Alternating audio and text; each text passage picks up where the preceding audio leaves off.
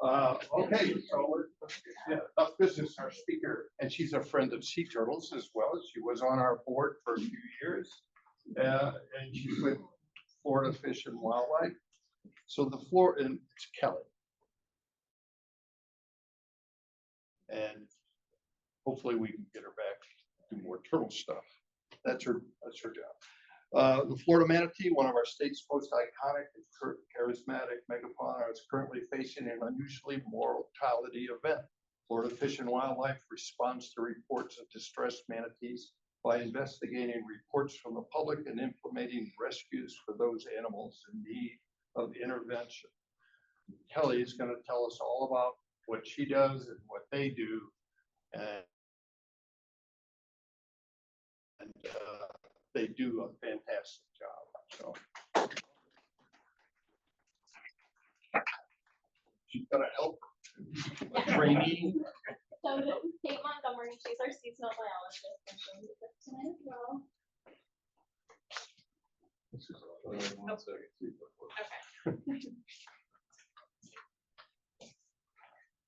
All right, thank you guys for having me. It's good to be back and see so many familiar faces. I will go through this PowerPoint presentation. If you want to hold questions to the end, just so I don't get sidetracked, that would be great. And I also have a couple of props, and we have stickers and pamphlets for you guys to grab on your way out. There is a little bit of an update to the end user mortality event that Roger just mentioned. It kind of happened at the same time that our the email went out announcing this presentation today, so I'll go into that too. But we'll get started. Yeah. All right. So just to get started, like I was saying, I work for Florida Fish and Wildlife. I've been with the agency for about 4 years in my current position. Before this, I was with the Boating and Waterways section, and before that, I was with Captive Wildlife. So for our field station, we're actually located down in Melbourne Beach. We cover 7 counties throughout the state, and we have 5 field labs total. So here's us down in Melbourne Beach, and then we have our southeast office. They cover from our southern county line all the way down to the east side of the Keys. And then to the northwest, we have our Jacksonville Northeast Field Office. And then to the west, we have our Marine Mammal Pathobiology Lab. They're located in St. Petersburg, and that's where we are headquartered. And then we have our Southwest Field Lab down in Port Charlotte, and they cover down through the west side of the Keys and Port Everglades. So we do cover every county in the state, and I know not every county has water, but when things like hurricanes happen, sometimes manatees and other animals end up in places they're not supposed to, more inland areas. Why do we do that? All right, so we have 4 full-time staff, and then we have Kate, who's our seasonal biologist. So biology supervisor out of lab, and then myself, Blake, Amy, and our Kate. That's 13.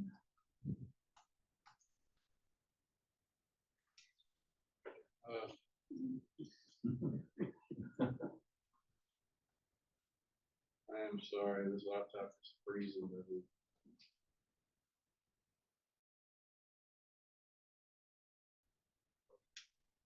Before we get into some stuff too, I will mention we do have some graphic photos in this presentation. I do have a slide before that begins, just warning everybody. So if you don't want to see that, I will not take offense if you look away, but there is a warning slide before all that happens.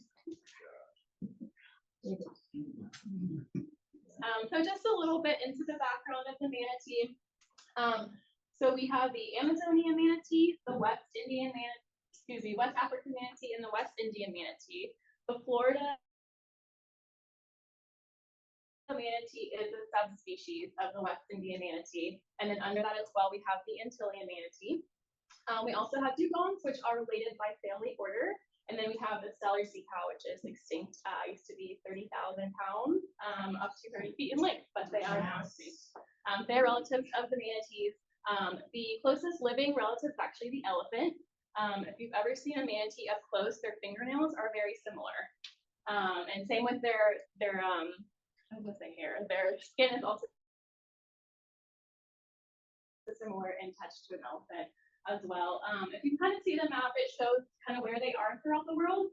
So dugongs are in the Indian Ocean, up throughout Asia and on the east coast of Africa. The West African manatee you can see in green. The Amazonian manatee is more inland, and that's in South America. Where the stellar sea cow was, you can see was up on that western side of North America, and then our West Indian manatee is around the state of Florida on both sides, and then it goes down through Mexico and kind of comes around the eastern side of South America. I'll talk about it a little bit more, but their range is pretty big in the summertime. Some of them will stick to Florida. They usually have a coast they prefer, so we kind of have subpopulations that prefer the East Coast and some subpopulations that prefer the West Coast. During the summertime, some of them will travel down to Mexico, and some of them will go as far as New England.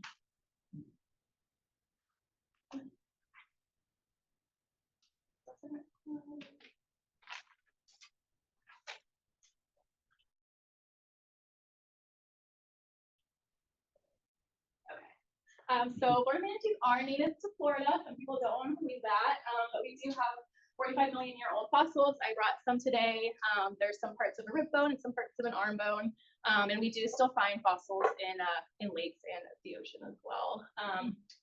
And then in 1893, it did become illegal to hunt manatees in Florida. In other parts of the world, they are still hunted. They are currently protected by the Marine Mammal Protection Act, the Endangered Species Act, and the Florida Manatee Sanctuary Act. In 2017, they were federally delisted from endangered to threatened. So they are still a listed species, but they're considered threatened, not endangered. As of, it was earlier this year, the end of last year. So the Antillean manatee, typically U.S. Fish and Wildlife, who is in charge of the listed species for the United States, typically they'll categorize the West Indian manatee all as one, so the Florida manatee and the Antillean manatee. But this year they actually broke it up, and so the Florida manatee is still considered threatened, while the Antillean manatee was again listed as endangered. Okay, and then the last abundance survey that we had come out was in 2021, 2022. It was published in 2023, and this is the current estimate for manatees in the state of Florida. So between 8,000 to around almost 12,000 animals in the state, and that's the whole state of Florida, both coasts combined. How they do the abundance survey is basically they'll pick a time of year, so typically in the summertime, when manatees are spread out throughout the state, and then they'll fly over different days of the year and basically do counts, so that they don't get them in aggregation sites like power plants and warm water sites and stuff like that. They're looking for total state of Florida. And then as I was talking about earlier, I can go into this more if you guys have questions at the end. But the unusual mortality event that we talked a little bit about earlier, it was officially from December of 2020 to April of 2022, and we actually just closed it on March 14th of this year officially. So it's a long process to get into an unusual mortality event. It's a long process to get out of one. But basically there's a working group that's been working on it for the past year to get it closed, because we are no longer seeing deaths from starvation, and that was why the unusual mortality event was open. The last recorded manatee death that we have that was related to the starvation event was in April of 2023. But from December 2020 to April 2022, that was peak UME years. That's when we saw all those deaths from lack of seagrass.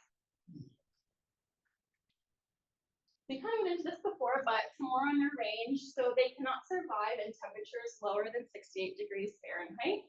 They will get hypothermia, so they cannot be in water that cold for extended periods of time.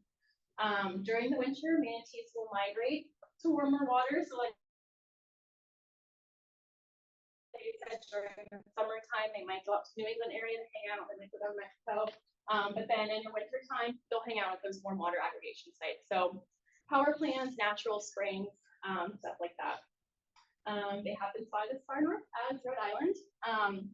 And they do live in salt, brackish, and freshwater. So if you see an animal that's covered in barnacles, they probably spend a lot of time in salt water. If you see one covered in algae, they probably spend more time in brackish or freshwater. But they will use the inlets to go in and out of the different river system.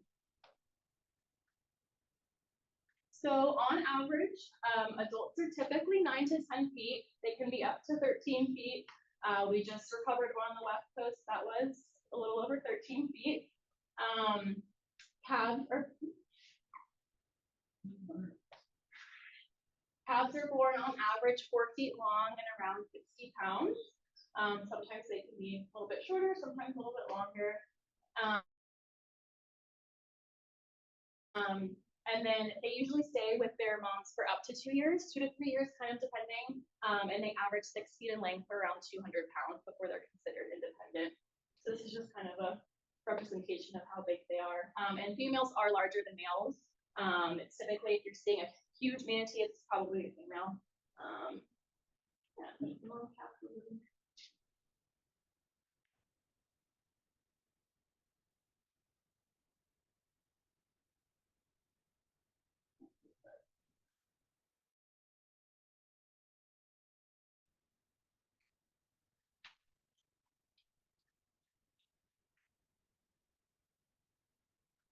So some more in their life history.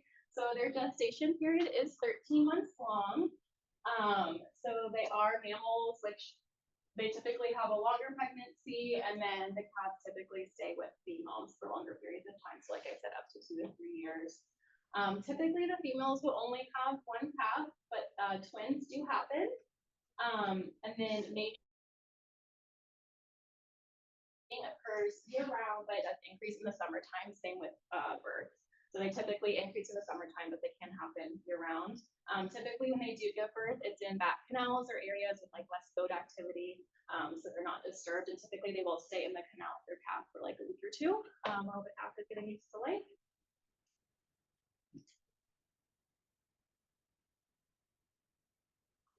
So they are plant eaters, but they are also opportunistic eaters. So if you guys ever see like low lying mangroves in the river and all of the bottom leaves are gone, it's probably from some mushy manatees. So they will reach out of the water to grab leaves or forage. They will also, you can kind of see in this photo, but they'll also kind of sometimes pet crawl in super shallow water to get to people's lawn, to eat the grass, just like cows. But typically seagrass is their normal diet. They can consume up to 10% of their body weight per day. And then they do need fresh water to survive. They do get a little bit from their food. But unlike other marine mammals, they actually need to find a freshwater source for water. And they're super good at finding it themselves. Sometimes too, if there's a heavy rainfall, you might see them slurping off the surface. And they do have prehensile lips to manipulate their food, so they'll grab it with their lips, and then they'll use their molars to grind their teeth back and forth. So they only have molars, same kind of molars that me and you have, and they're pretty far back in their mouth. So people always ask, like, can manatees bite? And like, that's not their normal defense mechanism. I guess they could if you stick your hand in their mouth, but you have to stick your hand pretty far back. And like I said, it's just the molars, so no sharp canines or anything like that. But basically they'll grind the seagrass back and forth. And the sand that they're picking up with the grasses wears down their teeth. So the top ones will fall out and the bottom ones will push forward. We call them marching molars. You can offer to pass that around if you want.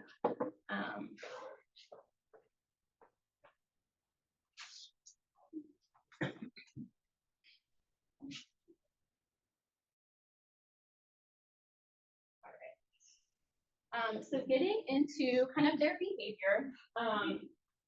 So they spend a lot of their time just resting or eating. So surface resting is completely normal. We actually get a lot of calls to our hotline when they're just resting because people are used to seeing animals moving, especially marine animals. So like dolphins are usually constantly moving, fish usually constantly moving. But it's very normal for a manatee to just rest at the surface of the water, and you can just see the hump of their back. And they can do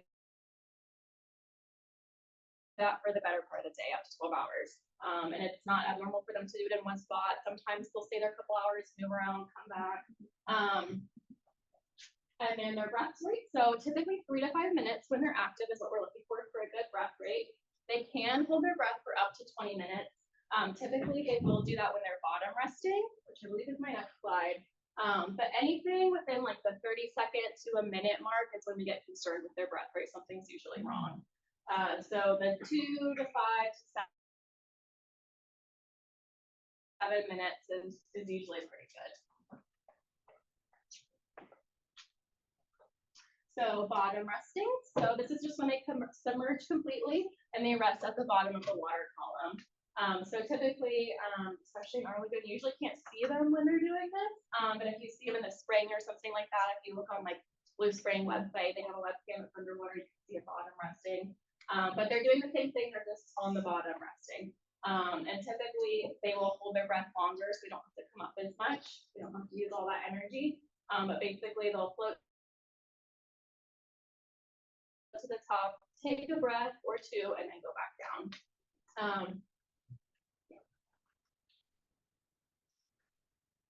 So some more behavior, mating herds. So typically with mating herds, it's a focal female and a bunch of males. Sometimes you might see it just one-on-one, it's like a little bit more rare. Typically it is a big group of them. So it can be up to 20, 25 males chasing one single female. So sometimes when this happens, it can happen for minutes to hours to days. So sometimes the female will get super tired from being constantly pursued by males and she'll seek out shallow water.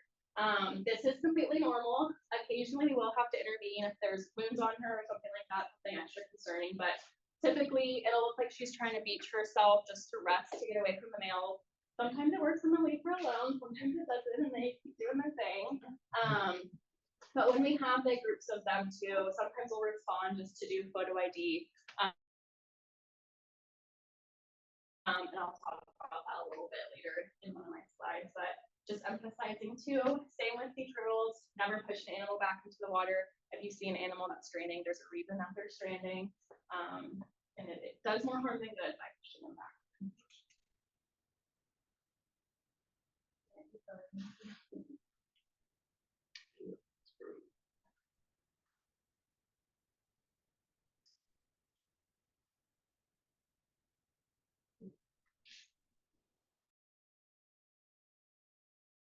I do want to mention too with mating herds, this is often when we get a lot of harassment calls is around when there are mating herds, because typically they will come into shallow water and that's where people are, especially down inlet, and those they'll come into that little cove area and they like to mate in there. People love to get super close to them, aside from just not getting close to them normally, but this becomes very dangerous when people get close to them because they're only focused on one thing. They're only focused on mating. They're not focused on their surroundings, so they might not even notice that you're there, and it becomes an issue when people get too close to them. They are very strong animals. All right, so just getting into more on our program and what we do. So rescue, rehab, and release, that is the goal. So basically we have a 24-hour, 7 days a week hotline, and the number should be somewhere in this slide. I can have you guys take a picture if you don't already have it in your phones. You can call it for any animal in the state of Florida, and it'll direct you to the right path. It's not just for manatees. But if we get a call from the public and it sounds concerning, typically we'll send the biologist out and kind of monitor what's going on and then determine if a rescue is warranted. If we go through with a rescue and the animal is caught, we'll assess the injuries and determine if they need to go into rehabilitation. If we rescue an animal and they come into our care, they have to first go to what we call a critical care facility. And currently we only have 2 for the entire state of Florida. So that is SeaWorld Orlando and Zoo Tampa. There are a couple other smaller facilities that come online and go offline, but these are our 2 constant. We may be able to release on-site if rehabilitation is not needed. So sometimes for entanglements, if they're not super bad or not super deep and it's just superficial, we can disentangle them and release them. Same with stranded animals. If they don't need to come into rehab, we might be able to just float them out and release them. And then same for like incidental catch. Like if we're going after one animal and we accidentally get 2, we'll probably release them.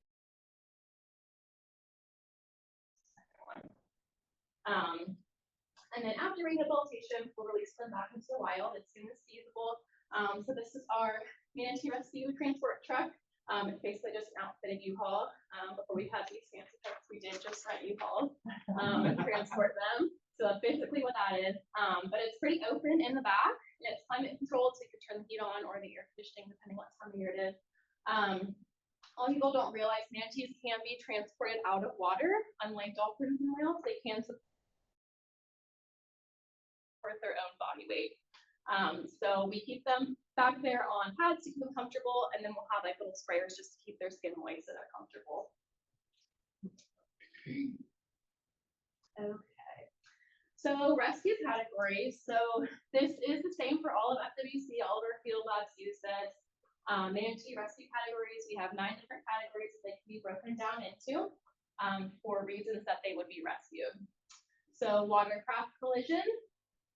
Manatees are injured by boats, barges, or any type of watercraft. It can be propeller or impact, and we'll get into that in a little bit. Human other, so if they ingest something or become snared in hooks or other type of human-caused injuries. If there is a calf by itself, so like we talked about before, if that calf is less than around 6 feet and it's by itself, it's still dependent on its mom. So it can't be by itself with surviving. It's still relying on its mom for milk. Calf of rescued mother, so a dependent calf that's been captured because the mother was the one that was injured. So typically too, if we do have a mom that needs to be rescued and does have a dependent calf, we'll take them both, so we don't separate the mom and the calf. And then we'll release them together when the mom is cleared. Natural, so due to infectious diseases or stuff like red tide, cold stress. A mother of a rescued calf, so same thing, if the calf is the one that needs to be rescued, that's the mother of the calf. And then entanglement, so manatees that get entangled in crab traps or monofilament, other debris. Typically, we see it around the flippers or around the peduncle, which is where the tail meets the body. That's usually where we'll see entanglement. It can be around different parts of the body, but that's usually where they'll get stuck. And then entrapment, so manatees that are entrapped by a man-made structure, so like power put intake canals, weirs, or any other type of barriers. And yes, this is our warning for the next couple of slides. Some of them do contain graphic images. I think especially the next slide I'm going to get into. Like I said, I won't hurt my feelings if you look away. I just do think it's important to show what this side of work is like and why we rescue these animals. Okay, so watercraft injury. So penetrating wounds. So this is typically caused by a propeller or sharp edges of a boat. So you can see in all of these wounds, they're very sharp. All the margins are sharp. Sometimes they're a little bit more superficial, like this one. They might only go a couple centimeters into the body, or they might be pretty deep where you actually see organs exposed. That's a lung. So through this, obviously they impact tissues, organs, bones. I'm sure as everybody knows that has sea manatees, usually if you see manatee, it has a bunch of scars. So oftentimes it will heal over. Typically adult manatees are hit between 9 and 15 times, separate times in their life. And that's actually, unfortunately, how we identify individual animals is by their scar patterns.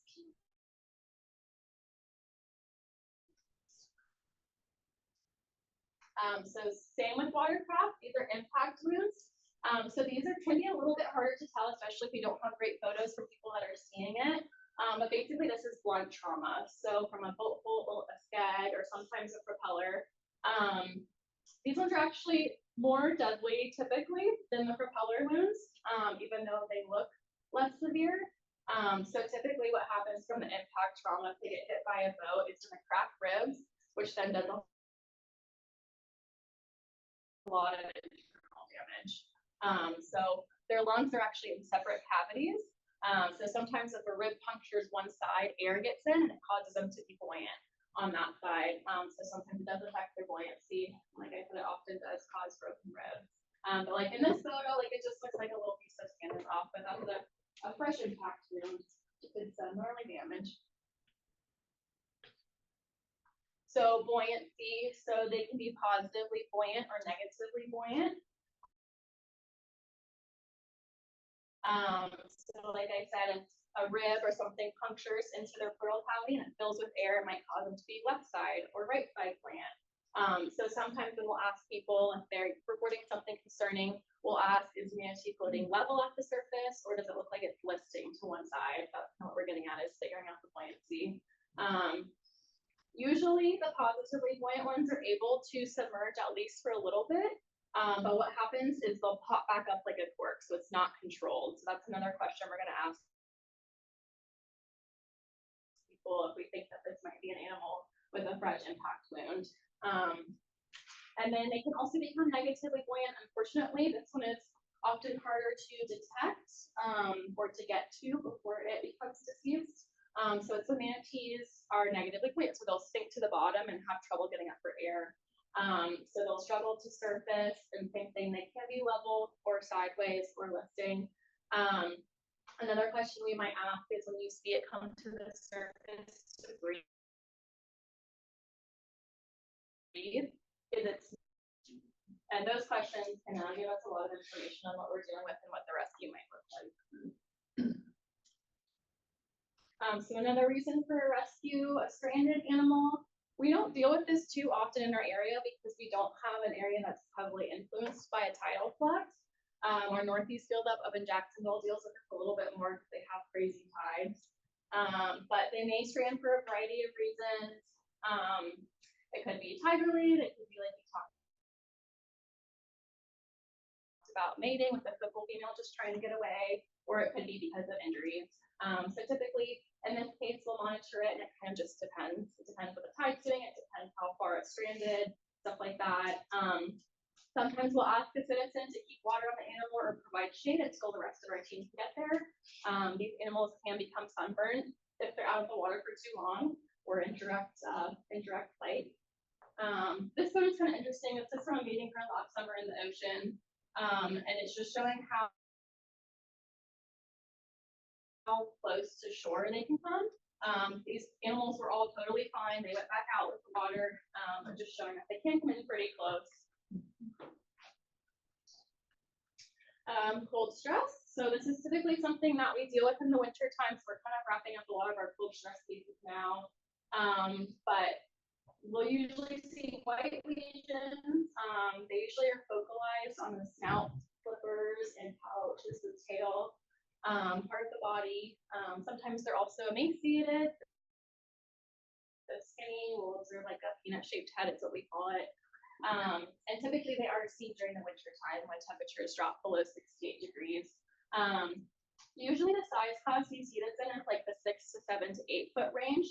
Typically the adults are pretty good about getting to a warm water source and realizing what's going on. It's usually like sub-adults, that class size range, that's trying to figure things out still. Sometimes they find themselves in trouble and didn't make it to a warm water source in time and then get some of these injuries. Typically, if we get to these animals before it gets too bad, they will heal pretty well. A lot of lesions will heal. Sometimes we'll end up with some scarring, but typically the turnaround time is pretty good. Emaciation. So when they are very skinny, as you can see in this photo, you can see rib outline, spine outline, and skull outline. This is very common during the unusual mortality event. Fortunately, we are not seeing this anymore as far as it being related to starvation. Sometimes this will happen from a boat strike injury or something if they're not able to get down to feed. This is showing too, like the ventrum, the underneath part should be rounded. You can see it's very concave. You can see like they're not supposed to have necks, it's supposed to be all rounded right here. This can also happen if they ingest something foreign and their whole GI system is backed up and they're not able to pass feces. It can also result that way.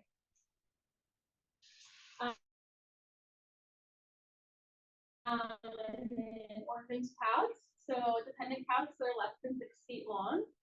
Typically, they're seen alone with no other manatees or obvious owner present. Sometimes they will try to nurse off a non-receptive manatee. It can even be a male manatee. They usually cannot tell the difference. Or they'll suckle on objects in the water, so like a boat piling or a boat or something like that. Pretty much they just act confused. Typically they are darker in color, kind of like this one, if you can see that. And newborn calves won't have any like barnacles or algae on them yet. That's one of the ways you can tell if they are closer to being newborn.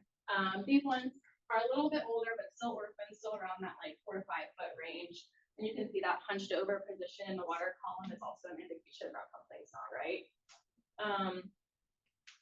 Moms will sometimes do what we call calf parking. It's typically for the 2nd year calves. So basically what it is typically it's in the back canal or something. It's usually not like in the open river. But they'll leave their calf and then go out and get food and then come back to the calf. And the calves will stay in the area waiting for mom. So if we see that, if we see like a 5 to 6 foot animal by itself, we'll monitor it for a minimum of 4 hours before we intervene, because that's the max time that we've seen from our data that the moms will leave. Just we aren't ripping something out that still has entanglements. So they can become entangled in monofilament and also rope and crab trap buoys.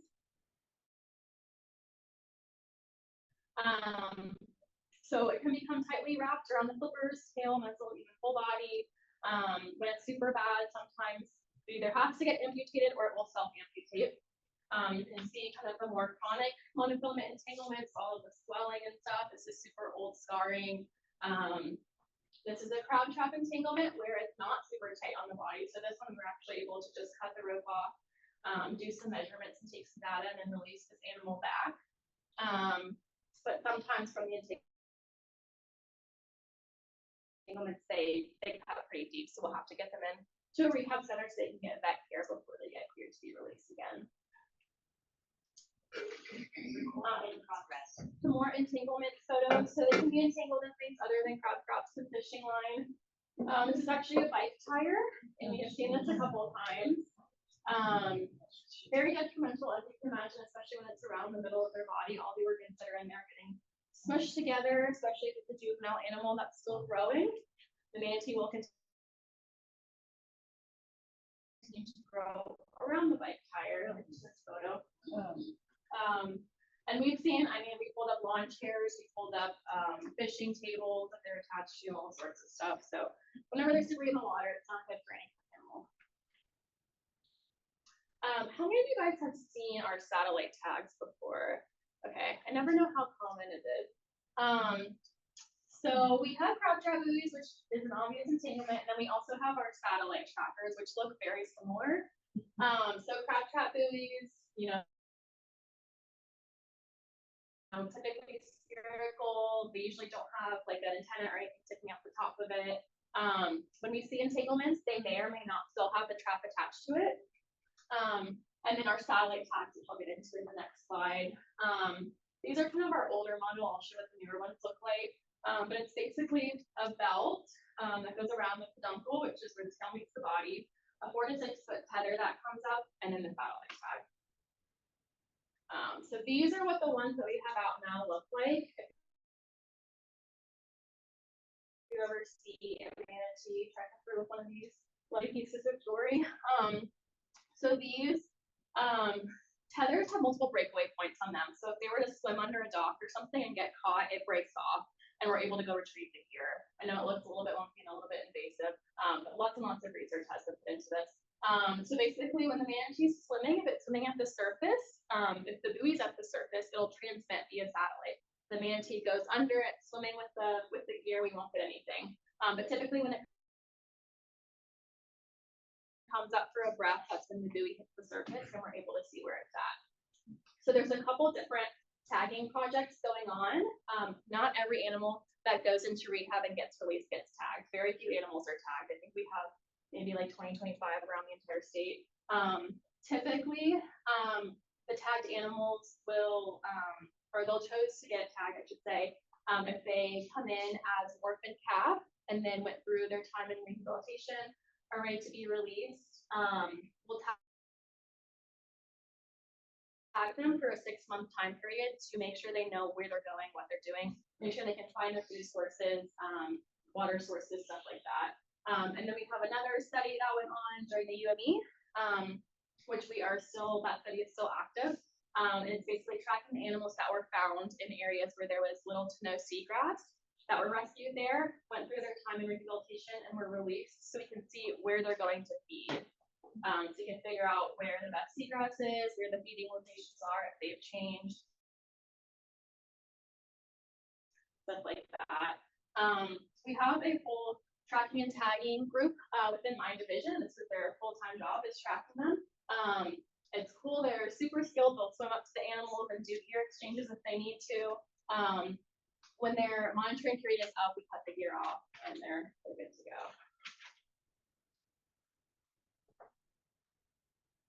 So cases to report. We definitely want to know about harassment. So like we talked about, where manatees are protected state and federally for very, very hefty time, with even some jail time if you interfere. So harassment by the state is defined as altering anything of their natural behavior. So like these photos. So giving a manatee water, food, attempting to touch them. They are super strong animals. When they are on their backs, they can pretty much touch the tip of their nose to their tail, so they can crunch up like shrimp. Their tails are the strongest part of them. They can whack back and forth, and like I said, they're very large animals. So you don't want to get in that little one. This is an example of kind of a blurry photo, but of a mating group, and you can see all the people around them, harassing them. People giving them water. They are very good at finding their own water sources. You don't want people giving them water. Just have to come back and rely on people. So rescue techniques. So I'll go into a couple different ways that we actually rescue the animals. This first one is a hoop net. So this is reserved for smaller animals, typically less than 6 feet in length. Have subadults. And this usually works if the manatee is lethargic or if it's in a location where we can't get our big capture boat.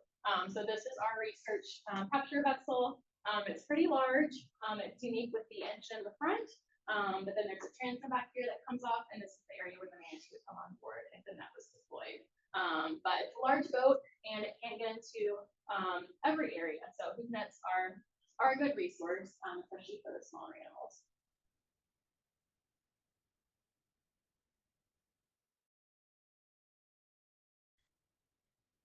Structure. This doesn't happen too often, but this is kind of for those dire cases where the manatee is unresponsive. This gets utilized a lot on the West Coast during red tide events. Pretty much the manatee is unresponsive, so you're able to get the stretcher under it and it doesn't react or swim away. Which, if that can happen, then there's something very wrong with the animal. Their initial reaction is to swim and buck away if they get touched or interfered with. Boat-based rescues. This is our most common. Like I said, this is our capture boat, and this is kind of what it looks like when after we deploy the net. You can see the manatee here is in the compass.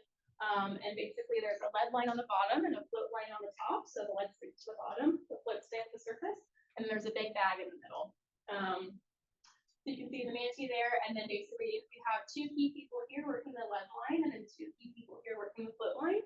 Everybody else in the back is working on getting that net to the front of the boat so that we have room for the animals to come on board.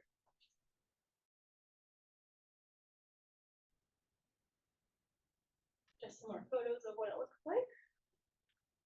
So it's definitely a team effort. Typically our rescue crew will be 8 to 12 people, depending on the size of the animal.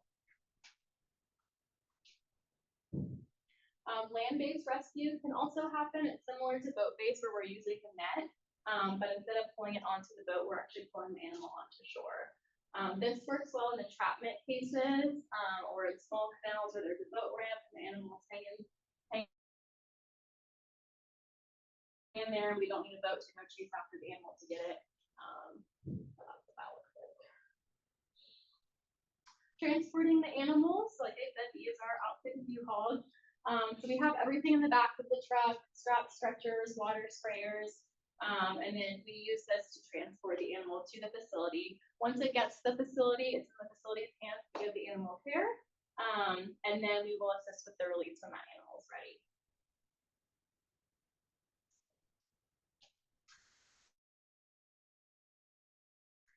So some additional field work that we do. So rescues and releases are fun to talk about, but the bulk is recovering dead animals, unfortunately, and performing necropsies. So necropsy is just a fancy word for an animal autopsy, and we do this to determine cause of death. So we either do it in the field where the animal's at, or we'll bring it back to a lab facility. We can bring it back to our lab facility in Auburn Beach, or some of the fresher or more critical cases will actually transport across state to St. Petersburg. They have a big lab there where they can take more accurate samples and stuff like that. Yeah. And if they're not taken to our lab or down the field, we also utilize the landfill. Some other field work, so photo identification, like I was talking about, we actually use their scar patterns to identify the animals. So we'll take photos of them, and then we have this huge database that goes back many, many decades, where we log the information, and you kind of see certain animals' life histories over time. We actually have animals from the 70s that we still see out there. So it's really, really cool. And there's not an accurate way to age a manatee, so that definitely helps with that. And we can see too, we'll monitor if it's a female that has a calf with her, or multiple calves with her, or she appears pregnant, and then if we see her at a site again, we're able to tell kind of what's going on and what's happened, which is super cool. Just some more stuff that we do. So more water monitoring. So this is one of my projects. So during the winter time, we deploy temperature probes. If you've seen them around town, this is at the Soto Canal on that grate. Sometimes we deploy them on people's docks. So basically, we're just logging the temperature of the water throughout the winter time. And then we'll take that data after and analyze it to see changes, to see different aggregation sites, stuff like that. We have them also logged at like power plants and like known warm water sites. And then we'll also put them at new sites if we start to see a lot of manatee activity in that area to see what the water temperature is doing. A grouping of manatees, have a power plant? Yes, so this is at the Cape Canaveral Energy Center in Kogo, our main power plant. This is actually in what we call the interim warm water refuge. So by law, the power plant has to have an alternative plan if their energy shuts down because the manatees rely on the warm water. So this is basically just a rectangular box that they pump warm water into if their power plant goes offline. So that's what happened a couple years ago, and that's what all these animals are for.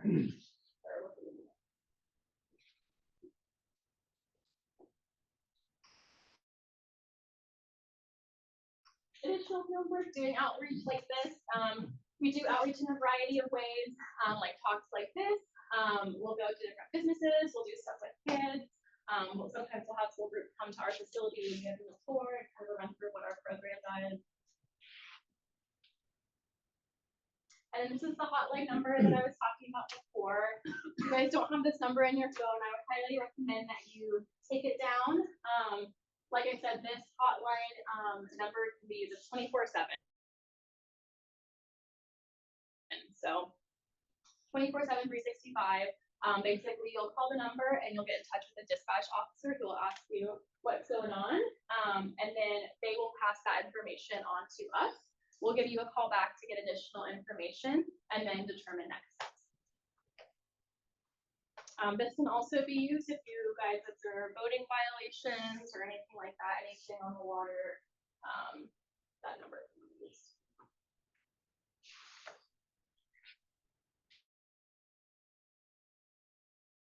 If you do call the hotline in regards to a marine mammal in distress, these are some of the things that you'll get asked. So when was manatee first seen? How long have you been watching it? You know, sometimes people are saying, oh, I'm watching it for 5 minutes. And from what they're saying, it sounds like it's surface resting. But 5 minutes is big difference from I've been watching it for 3 days and it's been in the same spot. So how long have you been watching it? Size estimate in feet. It's very hard to get an accurate size description from people, but I don't blame them. It's hard when something's in the water, especially because when you take it out of the water, it's usually a lot bigger. So typically we'll add 2 to 3 feet to what people tell us, and it's more in that range. Describe the behavior, what's going on with the animal. Are there any obvious injuries, scars, wounds, entanglement? Can you see anything odd going on? Super important is the GPS location of the animal, and then pictures and videos are also super important. That's how we verify things. And then if it does happen to be a pending rescue case, we might ask citizens to stay within manatee until we can get there. Like I was talking about before, we do cover 7 counties and there's only 4 of us, 5. So sometimes we get stretched thin and it takes us a while to get somewhere.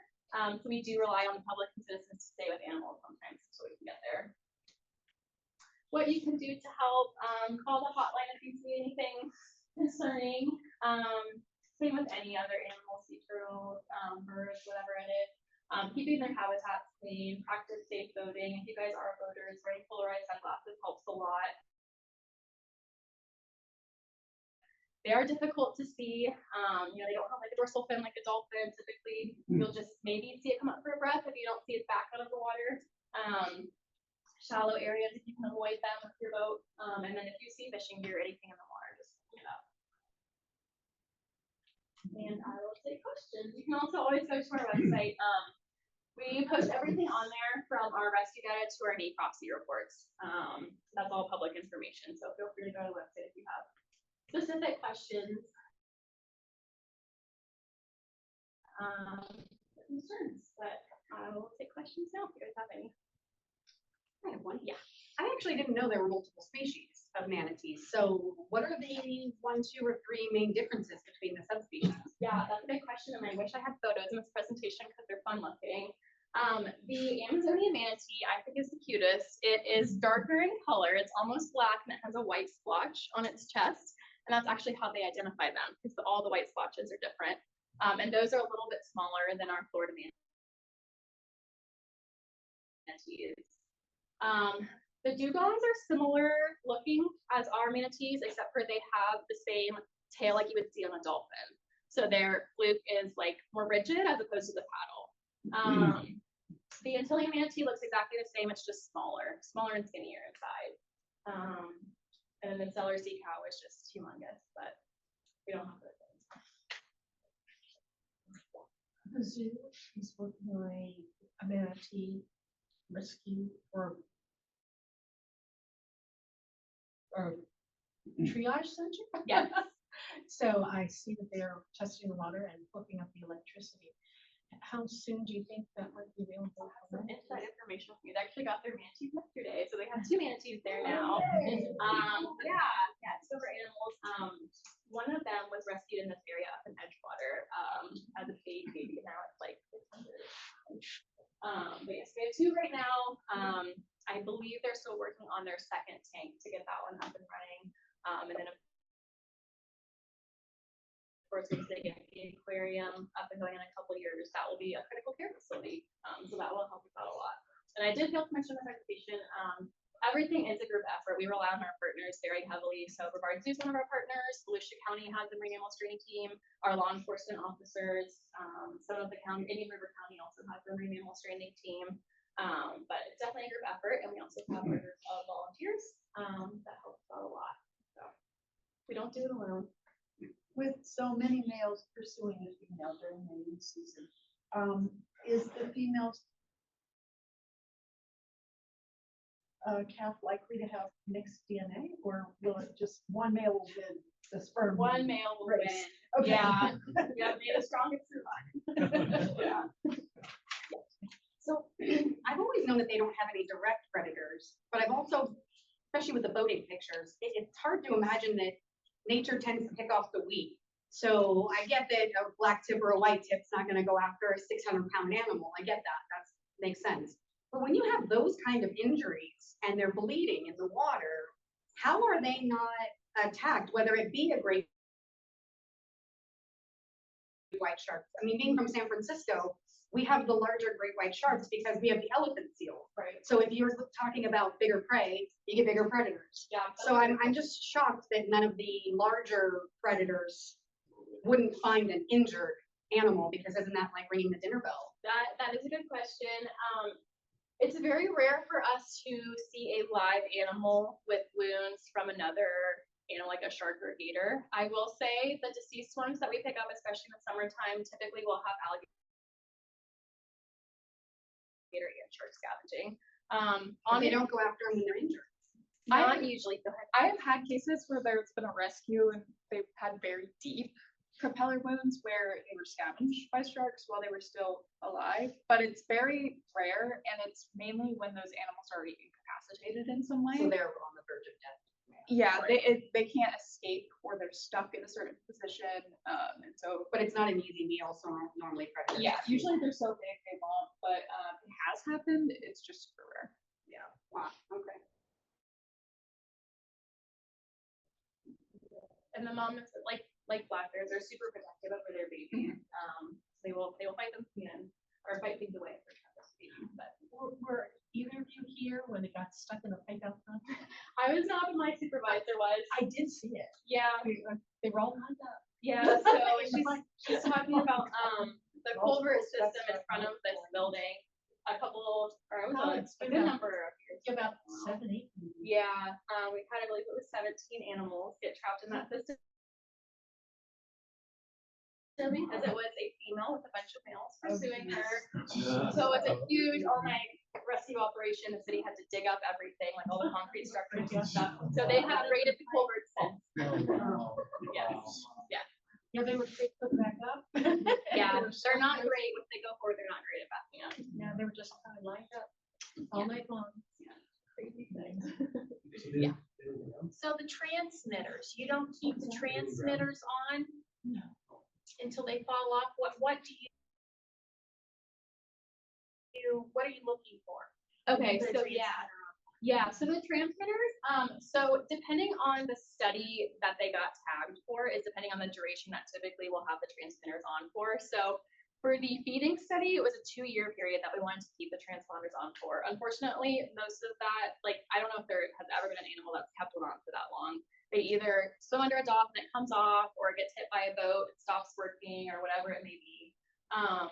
For the juvenile animals that get tagged, typically it's like a 6-month to a year period where we want to keep them on, just to monitor their behavior and make sure they know what they're doing.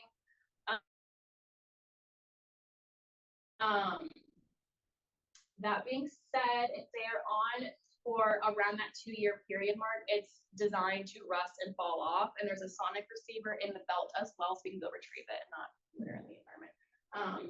But yeah, does that answer your question? Okay. Do they live in a social structure like a herd? That's a good question too. I should have mentioned that. So they're considered semi-social. So they're all very unique and individual. They all have personalities. But typically, if you see a group of them, it's for a common reason. So whether they're drinking, eating, mating, warm water, that's typically when you'll see a large group of them. Otherwise, it's normal for them to be by themselves. The only bond they have is the mom-calf pair. So when you mentioned that they can migrate from Florida to New England, is that a solo migration? Do they migrate in a group? It's typically a solo migration. Yeah, so they'll do it by themselves. We have partners all up and down the East Coast that will let us know if they see any manatees. It's good to know for their sighting history, kind of what they're doing and where they're going. I have a question. I was in Thousand Islands kayaking, and I looked down and I saw baby manatee, and my husband was in another kayak. I said, "Oh, look, there's baby manatee." Next thing I know, the front of the kayak was flying up in the air, and then a couple minutes later, the back of the kayak was flying up in the air. So apparently there were 2 adult manatees with the baby. And someone then later told me, oh, it's because a mom and an aunt always travel together. And I didn't know if that was true or a rumor, but I certainly experienced. Yeah, so it probably was not a mom and an aunt. It could have been, it could have been 2 females, it could have been a male and a female. Dolphins will do that, but manatees will not. Yeah. Yeah, well, it was interesting. Yeah. Fortunately, I didn't get flipped. I Yeah, just went that's like that, yeah. covered in sand. Yeah. Sometimes too, when it is mating season, there are stories of people like going out kayaking. Manatees will hug onto the kayaks, thinking that they're something else and flip the kayak and all that. Some of them are more curious than others too, so some of them might approach you, other ones might book it when you get close. And the most recent UME that you had, they were starving. Was that, were you able to determine the cause? Was it seagrass die-off or food, or was it a parasite or something? Yep, so our most recent UME, the 2020 to 2021, 2022 unusual mortality event was from lack of seagrass. So we were seeing pretty much everything in the whole Indian River Lagoon, Mosquito Lagoon was decimated. There was no seagrass for them to eat, which affected many other species as well. But that was seen as the primary cause of death was the starvation. And has the seagrass returned? You closed the study. Yes. Is that because the seagrass is restoring? Yeah, so not to go down a super long road, obviously there's still lots and lots of work to be done in the lagoon, but we are seeing the seagrass come back significantly, especially in upper Mosquito Lagoon. There's a lot of grass up there. A lot of the animals will travel up there to in the summertime to feed. We are seeing more seagrass growth in Banana River as well. Currently, a lot of our animals in Brevard County are in the Banana River right now. They'll use that river typically in like the intermittent seasons, as well as like fall and spring is more common for them to be in the Banana River as opposed to in river, but obviously they can be anywhere. We did have an unusual mortality event in 2013, and that was actually caused from shift of diet. So instead of their normal seagrass, they started eating a macroalgae. And it basically shocked their gut. And they were dying from that. But they've since kind of evolved and gotten used to that. Sometimes we will see on occasion them die from that, but we will also, it's typical for us on necropsy to see pieces of that red macroalgae in their stomach and that not be primary cause of death. Yeah. Could you explain real quickly how we did kind of mess up their natural migration with the power plants and that sort of led? Yeah, so obviously power plants have not been around forever. So typically manatees are up in like New England area and stuff, and they'll migrate down. Their natural spot they should be going to is a spring. That's the natural warm water sites of Florida. So fortunately, we still have Blue Spring in our area, which is very affluent for manatees. I think every year they seem to break the record of how many animals are at the spring. But basically, as they make their migration down now, the power plants being online, they'll stop and use that site instead. So like at our Nominal Energy Center up in Cocoa, we have upwards of 1,200 manatees there that utilize that site in the winter time. It's obviously a huge concern because we are moving away from those types of power plants. So there's lots of studies and working groups going on about what's it going to look like when those power plants go offline. And the power plants also have environmental groups that are required by law to attend these meetings and figure out solutions and stuff like that. So it'll be a long road ahead to kind of retrain almost, if you want to say, the animals to go back to utilizing natural sites. But that's kind of what's happened with the power plant. So good and bad, they have the warm water, but it's not a sustainable source for them. Well, when it comes time to count manatees, how does that work? Yeah, so we have a variety of different ways that we will count them. The abundance survey is the big one, like I talked about. We also have aerial surveys, and those are flown twice a month, I would say.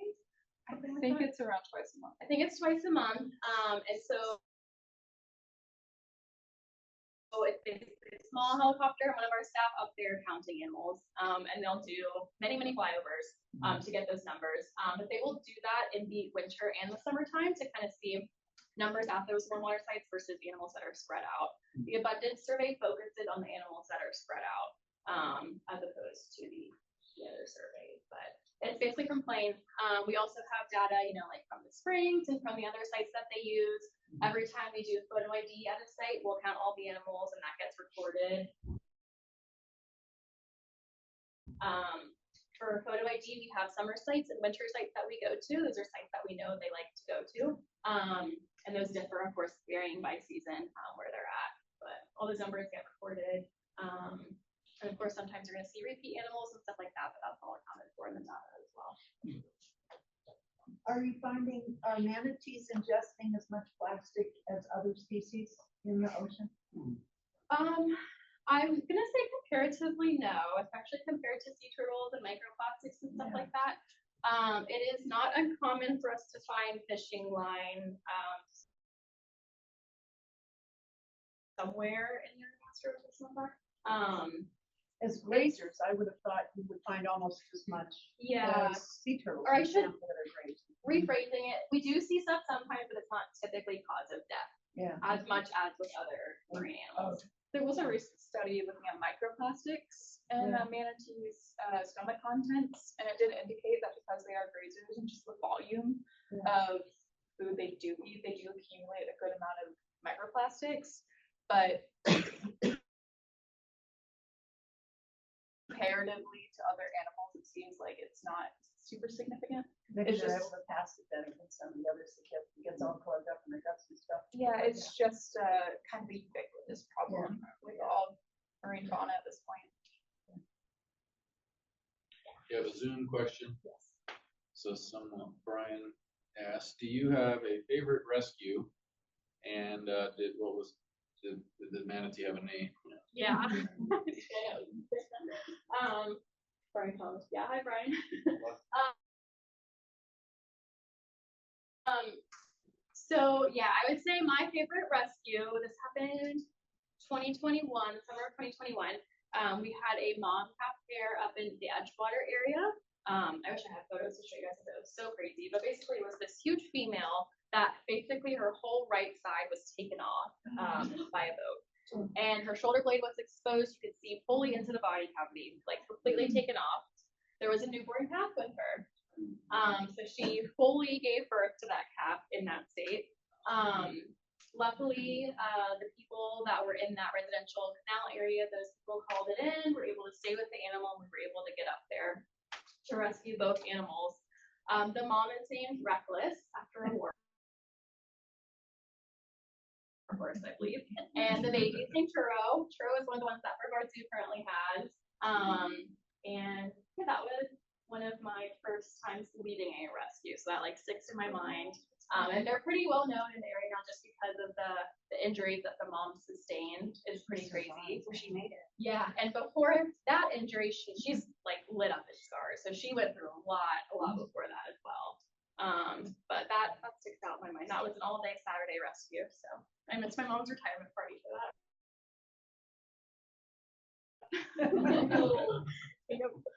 So you said Churro is now, the baby is now been rescued again? Yes, so they did get released together. I want to say at some point last year. They were released together, and released at the point to where Churro was over 2 years old, was old enough to be on his own. So actually, we tracked both of them. They went like that and split, which kind of sad, but that's what they do. The mom was with it for 2 years, did what it could, and then they split. So Churro got into some trouble with not leaving a specific area of water and not being able to like basically acclimate again to the wild, which is unfortunately, we see that with bringing in orphan calves because they have very minimal experience in the wild. And then they come into rehab, they're fed, lettuce and all that, and then we throw them back out and they have to figure it out. So oftentimes, kind of leading into this is when we do release the now juvenile subadults that come in as orphan calves, we'll typically do that during the winter time at a warm water site with a bunch of other animals. So the hope being that they follow those other animals around to figure things out instead of just, dumping them somewhere and hoping for the best. So, any other questions? Yeah. How did you choose Manatee, or did FWC say yes in terms of? I knew I always wanted to do something marine related. And I went to school for it, graduated, I did some policy work after college. And then like I had stated,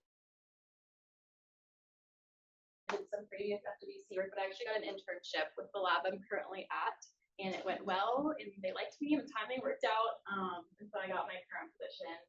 But I'm born and raised in this area, so it's been really cool to, grow up seeing manatees like in your backyard, and then getting to do this now for a living. It's very special. Real quick, I should have posted this earlier, but I have a couple bones we can pass around. This is a manatee arm bone, and